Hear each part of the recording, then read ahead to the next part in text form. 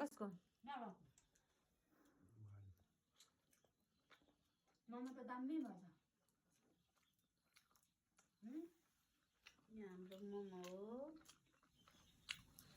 हाम्रो मामा हो भाउजू र बहिनीले बनाएको नन्द भाउजूले काम छैन खानाको चारजना छौ मोमो खान चाहिँ नहुने यतिखेर त हो कति हो कति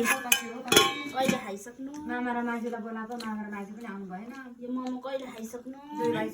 दुई पैसाको मोमो खानु भयो तिमीहरू त्यो बेकार भिडियोहरू गर्छ दुई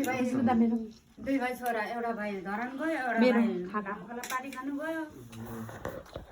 डाइरेक्टर है यम्मी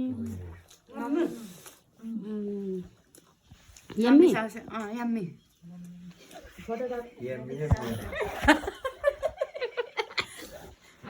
यम्मी भन्दा भन्दै सेलिसक्यो खानु पहिला